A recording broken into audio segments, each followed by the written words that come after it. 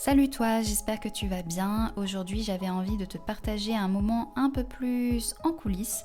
On va parler de mes projets pour 2026 et de ce qui m'attend dans les prochains mois d'écriture. Parce que cette année, elle est un peu spéciale.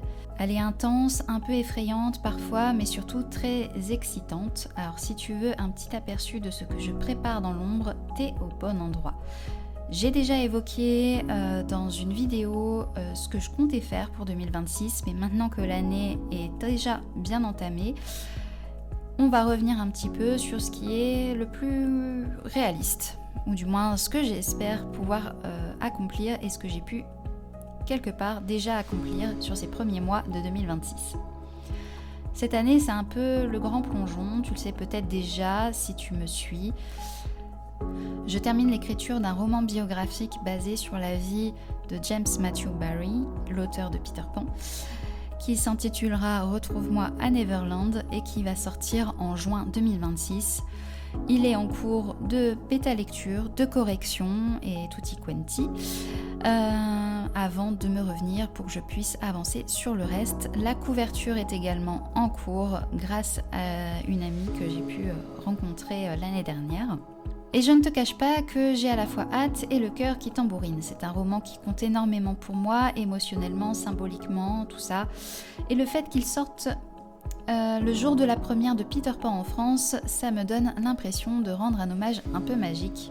Puis en fin d'année, la version anglaise traduite devrait sortir du coup le 27 décembre 2026, si tout va bien. À la date de la première londonienne en 1904 de la pièce de Peter Pan. Autant te dire que cette année, c'est écrire, communication, traduction et un petit soupçon de stress existentiel, mais celui qui booste.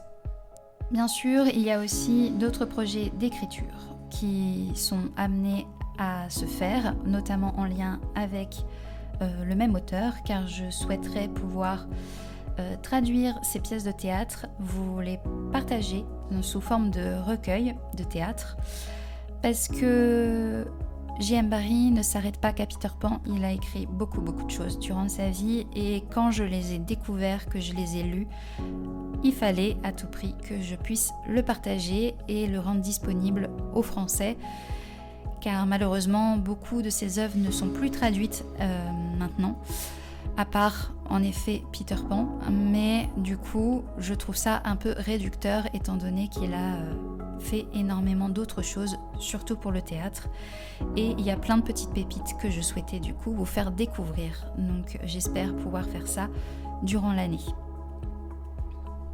Pour les prochains mois, mon quotidien va être assez clair. J'écris, je corrige, je traduis beaucoup, notamment sur du coup ce deuxième roman, et aussi sur ce que je viens d'évoquer sur la traduction des œuvres de Barrie au niveau du théâtre et de ses recueils à venir. J'avance aussi dans les réécritures, les passages introspectifs et toutes ces scènes entre Barrie et lui-même et sa propre vie. Tu sais, ce roman un peu hybride entre biographie, imaginaire et symbolique, même si c'est un roman biographique avant tout, et pas une biographie au sens froid du terme.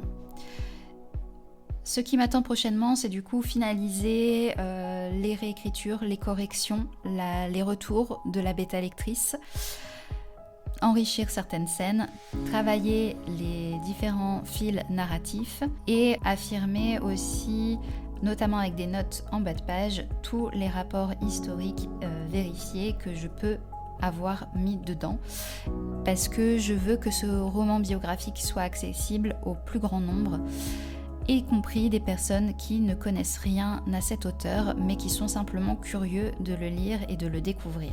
J'entre dans une période très cocon, le genre où je me replonge dans le brouillard londonien de 1901, où je vis au rythme des émotions de Barrie et où chaque détail compte, où je suis encore du coup très attachée à sa sensibilité, et je pense que quand on fait ce genre de travail, on n'est jamais complètement détaché de ce genre d'auteur qui du coup risque de laisser son empreinte dans ma propre façon de travailler en tant qu'autrice et d'appréhender les histoires futures que je vais faire. Ça, c'est une certitude. Un peu comme un guide version encre, et plus totalement en vie, mais voilà, c'est l'idée. En version encre, dans le sens où c'est par rapport aussi à ce qu'il a laissé lui-même en tant qu'auteur. En parallèle, je continue à construire l'univers d'Écrire Librement, le podcast, les vidéos, mon compte Instagram. Donc des vidéos YouTube pour t'embarquer dans mon processus créatif, les newsletters mensuels où je te partage les dessous de l'écriture, le blog qui évolue petit à petit et surtout tout ce qui va graviter autour de mes livres dans les prochaines années. Mon but cette année, c'est de poser les fondations pour que mon univers littéraire devienne un vrai espace à part entière et pourquoi pas pouvoir provoquer certaines rencontres dans des salons littéraires pour les auto-édités et les auteurs indépendants. J'aimerais beaucoup du coup pouvoir aller davantage à la rencontre des gens et du public qui me lit ou qui ont envie de me découvrir. Voilà, peu importe, je suis assez ouverte aux discussions. Un endroit du coup et un univers où tu peux venir pour voyager, ressentir, rêver et réfléchir avec moi en face à face ou à travers les pages de ce que je suis en train d'écrire. Ensuite, 2025 a été aussi une année pleine de déplacements et de symboles. J'ai déménagé à Strasbourg plus d'1 an après avoir commencé Héritage Entremêlé, alors que l'histoire commence et débute à Strasbourg. C'est assez cocasse du coup que je vienne du coup dans cette ville frontalière franco-allemande où du coup je peux m'imprégner de cette double culture qui imprègne cette région. Et bien sûr, j'ai eu la chance de pouvoir voyager en Écosse à Kirriemuir durant le mois d'août 2025 pour aller sur les traces de Barry. Bien sûr, c'était dans l'optique aussi de l'écriture de mon fameux roman biographique. J'ai pu du coup visiter le musée, le Barry's Birthplace Museum, qui est du coup la maison natale de l'auteur, reconvertie en musée, qui donne du coup un très bon aperçu de sa vie, de son univers, de ce qu'il a pu faire et proposer. Bien sûr, je suis allée au cimetière pour me recueillir sur sa tombe aussi, et d'autres lieux qui l'ont façonné.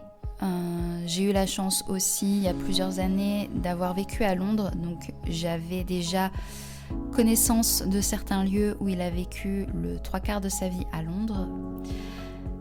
Donc voilà, mais si dans tous les cas je pense refaire une vidéo, un audio plus poussé sur tous ces voyages, tous ces endroits que j'ai pu aller à la rencontre de Barry et de son œuvre, tout simplement parce que c'est quelque chose bien avant le bouquin qui m'a toujours portée depuis l'enfance.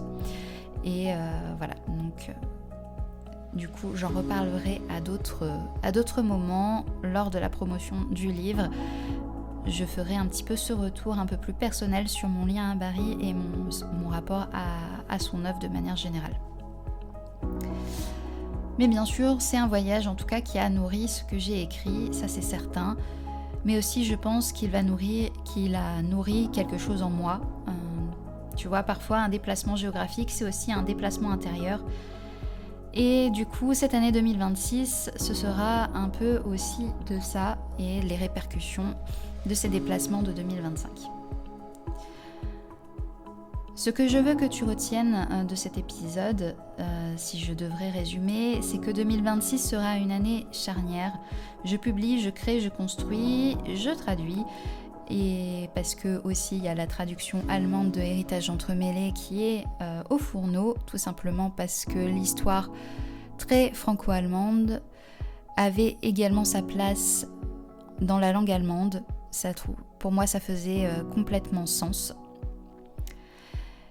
Là où la traduction de mon roman biographique fait sens en anglais, vu que c'était la langue de l'auteur et la langue dans laquelle il y a le plus d'informations, la langue dans laquelle il a écrit lui-même, où il a parlé, etc.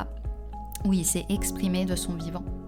Donc, et c'est là aussi, dans les pays anglo-saxons, qu'il y a le plus de mémoire